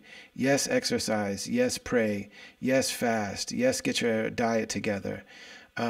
Yes, meditate. Yes, do community service and community work. Yes to all of that. Yes to having relationships and artwork. Yes, write songs. I mean, our songwriting workshop, one of the things that I talk about in our songwriting workshop is the fact that I have actually felt in danger with my own life because of the fact that people in my family, there's a history of suicide in my family. And I don't walk around with suicidal ideation, but the one time that I did feel like I was in danger with regard to that subject was when I was in a situation where I was having extreme writer's block and there was a lot of pressure on me. And I actually made a song about it called Writer's Block. And so we have this songwriting workshop where I talk about what do we do about writer's block. So if you go to brotherali.com, you can check that out. But yes, write songs because it's therapeutic. Yes, do art because a lot of things are therapeutic. But I am a big proponent of straight up therapy. Like, get a therapist that you can talk to about your stuff. Not that they're going to solve all your problems, but they are going to give you an opportunity, an environment, a space, a time to just sit with what's going on inside you. And I couldn't recommend it more highly. And so there's by now, if you listen to podcasts or if you're online, everybody's heard of BetterHelp, BetterHelp. Our particular link is betterhelp.com/travelers. It's a really great way to access therapy. I don't live in America. I don't have a job. I knew that I needed to do therapy. I put it off for a long time. Most of the time, the thing that we need that makes therapy so important for us is also the thing that makes us not want to do it. I don't really want to talk about it. I don't really want to know what's going on inside there.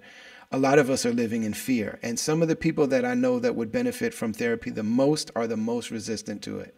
And they actually feel insulted when you suggest, like, yo, you should go to therapy. You know what I mean? And it's not that something's wrong with you. It's just that in this society, in the way that we live our lives, we're so isolated. Even if we're surrounded by people all the time, a lot of times we don't have the tools to sit with and think through and talk through the stuff that's going on with us, the stuff that's going on between us and other people, the experiences that we've had and the ways that we've made meaning around them, the stories we've told around them. All that stuff deserves to be explored, examined, and unpacked. So go to betterhelp.com/travelers. You'll get a discount when you start. We also get a commission here. So it's a win for everybody. And I just wish, like, just try it for a month. Try it for 2 months. Try it for 3 months. If you don't like it, then every time you hear about therapy from now on, you'll be like, I tried it and it wasn't for me. That's fine. But I've never known somebody, especially the people that resist it for so long, that give it a try and say that they didn't get anything out of it. You will get something. I started benefiting in my very first session that I had with BetterHelp, and I've been with them ever since. So Go to betterhelp.com/travelers. Get down with this therapy journey.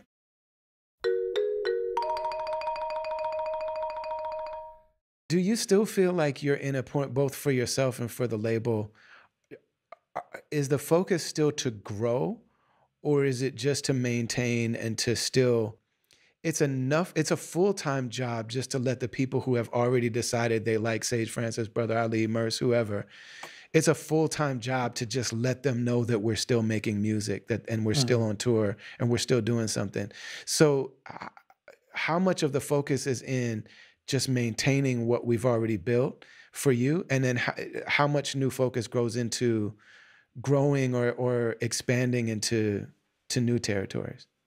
I suppose I'm more on the side of maintaining, and the growth parts are not about getting bigger, but bending into other territories, expanding as not just being a label. But if I do a podcast, I've been talking that game forever, but to enter that sphere and to enter different spheres, but not, my goal is never to get bigger, even though I should have that aspiration. I think I don't. And I don't think Storm Davis does either, the guy that I run Strange Famous Records with. We're very happy maintaining. We like what we have. I like not being famous. Like, I like it. I'm not trying to get recognized. No one in my town knows who I am. I'm okay with that. I like it. Mm-hmm. I don't know. I feel like I should push myself to like maybe do other stuff, but I'm too content in the fact that I have a loving wife and kids. I still get to make music. I still get to work with the people I like. And we just need to figure out other ways to make money sometimes. It's like, it's not, touring isn't the main source of revenue anymore. How else can we make money? Always thinking of new things to do, I suppose is what I'm doing. But, like I said, to grow and to bring in more people, to me, invites trouble and invites things that I'm not willing to deal with right now. Maybe I will in 5 years. Not right now. I'm not. Mm-hmm. Psychologically, I'm in a very strange spot because I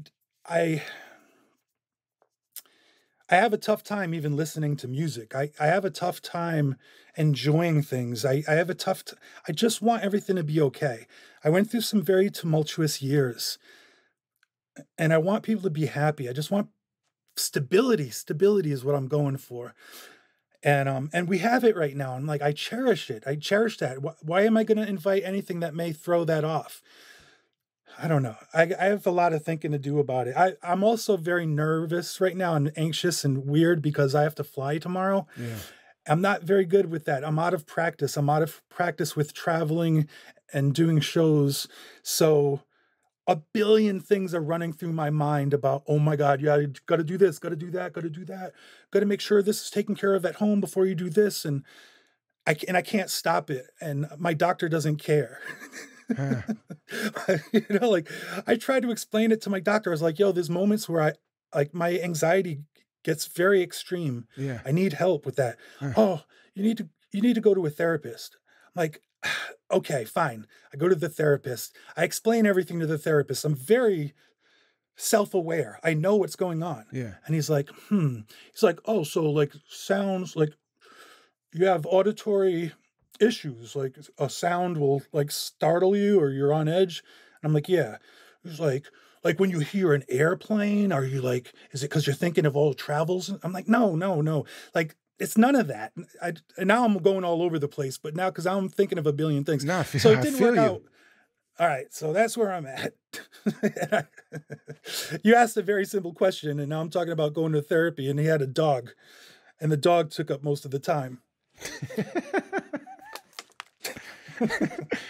No, it's real, man. It's real. That, and I have all of those things as well. You know what I mean? In different aspects and in different lights and things like that. But yeah, I mean, for me, especially when I moved to this country, it was very strange for me, the thought about leaving my family in this country Mm. You know what I mean? Where like my family doesn't speak the language, and I, especially early on, I was like, man, what if something happens to them, or what if we're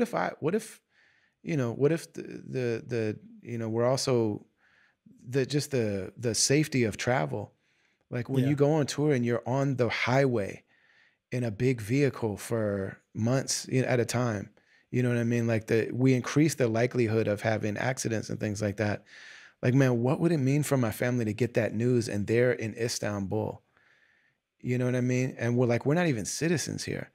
And then Mm. also I had a lot of security. It goes in and out. But like sometimes the security really bothers me. When I moved here, I had 4S on every flight for the first 2 years. So I'm getting like pulled off of airplanes or whatever. Wow. Like the second there's a 4S there's like 4S's on the boarding pass. And I know because they won't let me, like you just checked in online. They won't let you check in online when you're gonna have 4S, even though I fly the same airline all the time. So like I'll go to check in and they'll be like, sorry, check in at the desk. I'm like, okay, I know what this means. Hmm. And that means that they have full right to pull me off the plane, to get on the plane and question me, to strip search me, to search my bags, to pull me in the room, to hold me, whatever. So yeah, I mean, Yeah.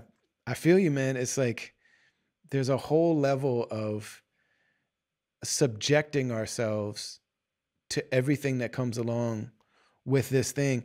And when you're no longer in your moment, and when and especially if your ego no longer needs for a room full of people to look at you and scream for you and clap for you. Like when your ego is done with that, it's like I had a lot of that. I've had the highs and lows. I know what's cool about it. I know how fleeting it is. You know Hmm. what I mean? I know that like if me and my friends get canceled, none of y'all are going to stand up for me after telling me how much I meant to you all these years. Nobody's going to be like, no, there's no way he would be part of something bad. People are just going to be like, whoa, seems spicy. You know what I mean?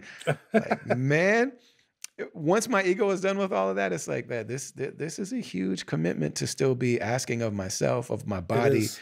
of my family, of my heart, of my days. You know what I'm saying? Like, It really is. I got to say, I'm beyond impressed with what you've done. I'm proud of how you've been able to make that move, and with all the changes happening, and you're doing it. Like you're figuring it out. And I don't know how you do it as well as you do, with as much composure and calm. And I'm sure you have your frantic moments as well. But yeah, you keep. I'm impressed and I'm proud of you. That's all I want to say. that means a lot coming from you. Cause yeah, I've always really looked up to you. Like I remember, I think I came through in like 2008 or something like that. And you were selling Shadows on the Sun. Like I was on a different album. Obama had just been elected. And me and you were talking about like, or maybe he was running or something. And we were both trying to figure out like, could this platform that we've built be used to actually affect policy? Like that was one of the conversations we had. Mm. And I signed some stuff for you because you were selling our music on your site. And I was like, dang, this guy is like really has all these businesses going on. And I just felt like, man, I don't know if I could do that. You know what I mean? So even like making a move like what we've done, you and Blueprint, and to a different in a different way, Merce. But I remember when Blueprint left the label and was like, man, I could do this myself. Mm. And just feeling like, I don't think I'm the type of guy to do that. But like you said, you having a good partner too has a lot to do with it. Like the fact that Brendan came in on this thing Right. means a lot because he's able to think in organized ways that I really struggle with. Yeah. Yeah. Yeah. And I can't do what I once used to be able to do. So it's nice to have other people to rely on. I never wanted to rely on anyone else. It was like something I prided myself on. I was like, I literally don't need anybody to do anything. I'll do everything myself. And just to prove that to myself, do it. But after a while, you're really taken away from it all. You need partners and contributors, and to figure out your spot in all of that. And you're talking about what can a label do and grow and expand. What you just mentioned is something I wanted to start doing more of. Is like, not we have the online store set up. We still sell other people's albums, but I want to figure out a better way to do that. I want to have more artists that I enjoy and appreciate have unique merchandise in our web store, because we have our customer base, we have the ways of shipping out all figured out. It's all, maybe we could even hire more people to help with that, because that's not a label oriented thing. That's a web store oriented thing. And that is a path to more revenue for everybody, for us and the artists that, whose product we would be selling. So I did talk to Storm about that recently. There's a lot of stuff we need to consider, but I mostly have to start focusing on what my next solo album will be, and that will come out next year at some point. And that is when I was talking about my psychological blocks. I have a very difficult time envisioning me releasing an album, because I always attached it to a massive tour. I always attached it to very big things that are supposed to support the album. And I don't think I'm going to do it that time. I don't think I'll be doing that the next time. So what the hell am I going to do? That's what I got to figure out. Yeah. Yeah. So is it just about scaling everything? Like you know what I mean? Because they can still be profitable, but it's like I look at this last project that I did, and I'm like, man, I started this last project as like this is a very, very cool side project.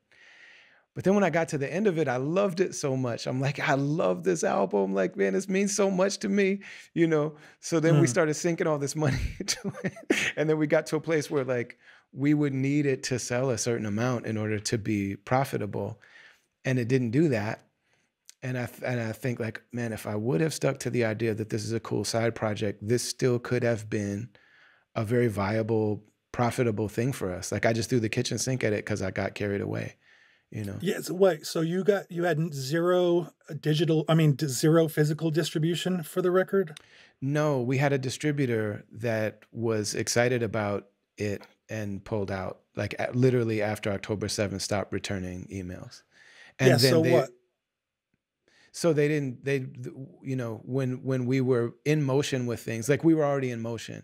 Okay. We were already, thinking that we were going to have a distribution partner, and then they pulled out. That was a big part of it. That hurts. I mean, a Brother Ali album in stores is important for the sales of that record.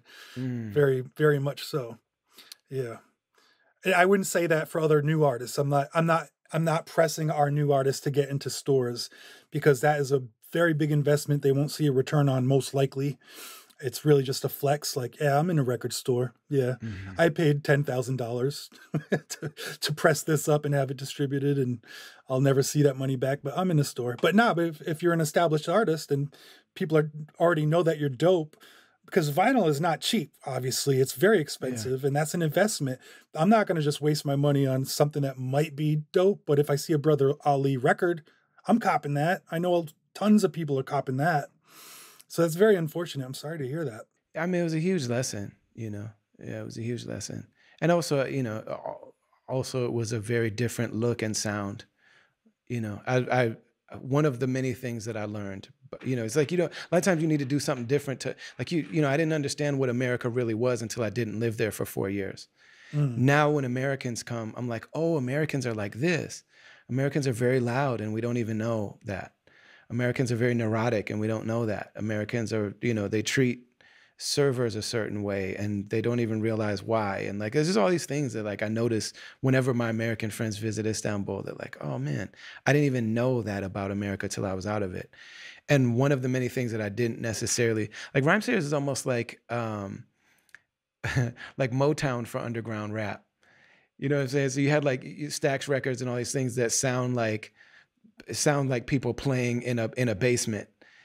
And then you have Motown Records come and be like, we're going to polish this up for a broader audience, And so but it's big and it's bright, and they got, big reverb on everything. It's an enormous polished kind of sound. And I realized that that's also the case with Rhymesayers and underground rap, that if I made something that was lo-fi and sounded like what it is, that people are like, is this even a real project? Like, is this even a real, like, it looks like somebody drew this. Like, yeah, that's the point. You know what I mean? Like, that's the point. I don't know. Is this even real? Like, don't you guys usually, like, don't you usually? It's official now. Yeah, it just didn't. I just think it did not feel like a real project to people. That's cute. Well, man, you really don't know, because you haven't been able to get it in front of the people who would love something like that. They're not aware of it. Yeah.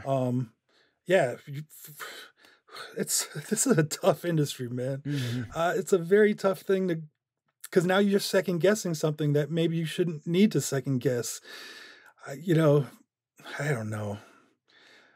I don't. That's why I have to stop caring. I have to stop caring about it because there's no answers. Yeah. There's just no. There's just we just need to learn how to defeat the beast, the the algorithm keepers, and all the gatekeepers of the public to the artists that they want to enjoy Hmm. or get information from. And we are always going to be a threat to those powers forever. We broke through with the internet revolution until they figured out how to tighten the reins and control that. But yeah, we saw what it was like when they didn't have control, and we saw what kind of artists were able to get popular Yes. before they did what they did. Yeah. Yep. Yeah, absolutely. Yeah. And I mean, you know, and it happened a generation before us. You know what I mean? Like how did X Clan happen? Like, you know what I'm saying? Like I Yeah. just had Brother Jay on the show a Yeah, I couple heard weeks that. It was ago. great. And it's like, yo, somebody really let X Clan be a thing? You know what I mean? Like the music industry Oh, really that let X Clan, like, that's amazing to me. It's one thing for, you know, NWA came through with a specific, you know, and I mean, yes, NWA had After Police, but most of what they had was like, you know, very vulgar kind of content that was very edgy and all that kind of stuff. And like really played into like white America's yeah. fear and fantasy about what black people were doing in urban centers during the crack epidemic and all that stuff. And But like, then okay, pro-black intellectualism takes hold, and then there's several artists that are putting out that music, and becomes that had to have been like an eye-opening moment for. I mean, obviously the government tried to squelch it and put a cap on it, yeah, but you're right. There was this Wild West moment in the late '80s, yeah, early '90s, where those things had their audience and were able to get in front of eyes. Probably a lot of thanks due to Yo MTV Raps. hmm, That's how, that gave white America access and context to these artists who, like, all of a sudden now I'm watching this, I'm loving it. I've got a Malcolm X poster on my wall. It changed white America in a way that never could have been predicted, because the people who don't want these ideas to spread the way that they did had no idea it was possible. yeah. So they had to figure out ways to like turn it. Yeah. And you know, and I look about like, okay, so if me talking about Palestine is really, when I think about the song that I made this year, I made one song, The Collapse. And Lovely I made, song. thank you. I Loved feel it. very good about it. And I sang the chorus. People keep saying like, who sang that hook? Like, man, I did. I had to, I couldn't, I wrote it in my head. And then I was like trying to get different people to sing it for me. And I ended up reaching out to Merkage Dave in England, who's like, you know, knows like Slug. And Marcus Dave was like, yeah, I love this, but I don't sing other people's stuff. I sing my own stuff and it takes me a long time to write. So I'm like, I just need to get it done. So eventually I ended up singing it in a British accent. And that was the only way that I could perform it a way that I Really? liked it. No, Yeah. I didn't realize that was you singing that. I didn't know Yeah. that. Yeah. And man, I feel great about it. But when I think about that song compared to what Paris was saying, compared to what Mm. Brand Nubian was saying, compared to what Ice Cube was saying for a period of his career, it's nothing compared. Like, you know what I'm saying? Like my little stuff is nothing compared to what some of the biggest artists, Public Enemy, what some of the biggest artists in hip hop were saying at the Yeah, time that they were Ice-T. able to break through. Yeah, man. Yeah. Yeah, Ice-T had Cop Killer. I mean, they had After Police. They had, you know, Black Korea. I Want to Kill Sam. Horny Little Devil. Like, man, I mean, it was some hardcore stuff that broke through. And then, yeah, like you said, man, like these industries always figure out how to reshape the conversation based on the business model and the worldview and the ethos that works for selling things. Yeah, capitalize on a lesser version of that art Yeah. and make it way more difficult for that style of art to be made and to Yeah. thrive. Yeah. And we can still be edgy, but it's like but like what subjects are we allowed to be edgy now about? There are certain subjects we can be edgy about. You know what I mean? Like somebody talking about details of their sex life, you can be edgy in that way. Or if it's black men tearing each other down, you can be really edgy in that way. And suddenly everybody can care about lyrics and it can be really, you know, but man, nothing about Palestine, nothing about politics, nothing about the war machine, nothing about the, you know, yeah, it's very, very strange. And you know, and then when you know, that there's something even internally that happens within the artist that's like, okay, I know what I'm gonna have to go through. Not only what you have to go through to go on tour, but even to make an album. Like what me and you and our friends go through to make an album, I'm gonna have to learn things about myself that I didn't necessarily want to know. If I'm gonna make a song that's gonna make me want to cry and get goosebumps and make people want to listen to it, like I'm gonna have to drag myself through a certain type of minefield to even pull things out of myself to create something that I'm happy to release to the world. You know what I mean? Like there's stuff on this album that I just put out that, like, man, you know, they're not even the biggest streaming songs, but the Love and Service song is about what it was like for my music community in Minneapolis to all cancel each other. It's one of the most heartbreaking experiences I've ever lived through. And I made this piece of art about it that I think is a very loving reflection to the people who canceled each other. You know what I'm saying? That's what I was hoping it would be. And I don't even know if anybody even realizes that that's what that song's about.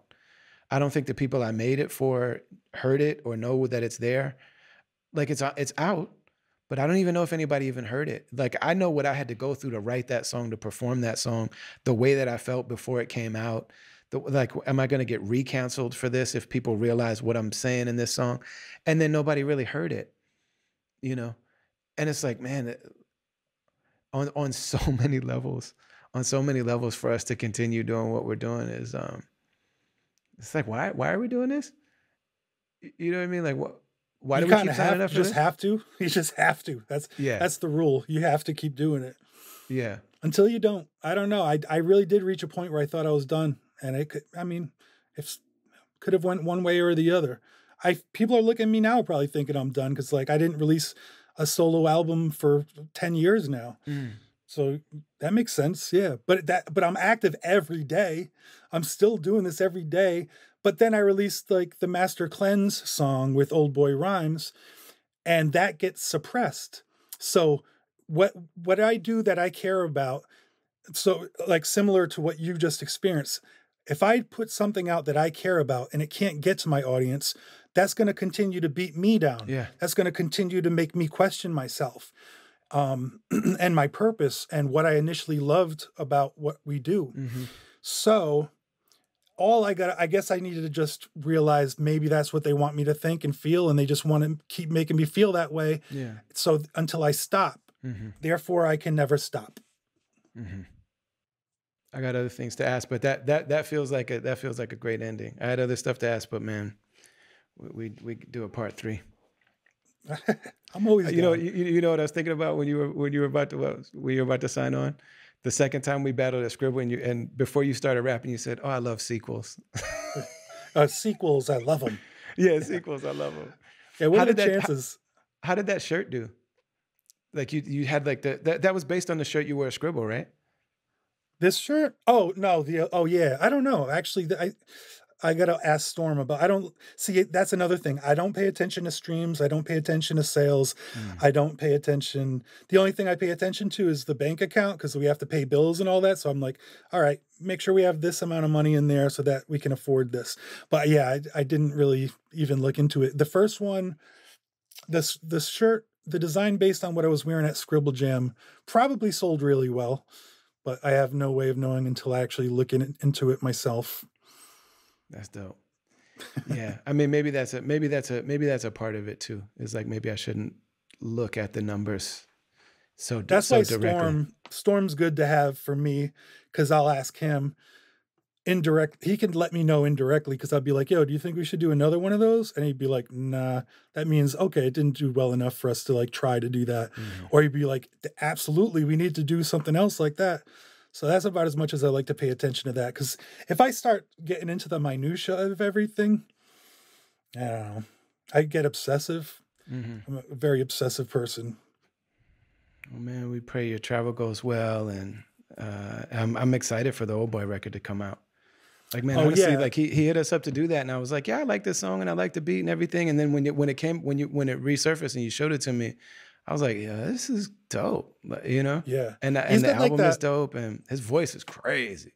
Yeah, at first it reminded me of Paris. Like there's a very Paris quality to his like tone Mm. and parts of his delivery. But he's got many inspirations, and I'm not even sure he's too familiar with Paris, to be honest. Mm. But that's initially what I thought of when I heard Old Boy Rhymes. But yeah, that album finally going to see the light of day on August 9th. And he's very nervous about that, excited at the same time. He's never experienced this before. I tried to prepare him. I'm like, yo, you're going to have you're going to be very nervous, and you're going to want to know what everyone's thinking all at the same time. And then it's going to release, and then you're going to feel an emptiness a little bit after that, because all that buildup and that excitement is gone. So he's already building up another album right now. Yeah. Yeah, but the name of the album is The Sane Asylum. And his story, he mentions a lot of stuff on the album that I think people are going to think are exaggerated or are hyperbole, but it's all very true. Mm. And he's eager to explain how he experienced all these things and how he was in so many different countries and during revolutions and helicopter crashes and blah, blah, blah. That's what drew me into him, and becoming a friend with him and talking to him about all of it, and him being so excited to finally, because he held on to all these things, and he's like, I finally get to explain it and talk to someone about what I went through and what other people are going through and what he cares about and what he dedicates himself to. So I love that brother. Man, I appreciate you, man. Thank you for doing this. Appreciate you. I know you Thank got you. travel coming up, and yeah, man, it means a lot to be able to connect with you, brother. Bless up. I'll see you somewhere at some point. Love Yes, you. sir. Love you too.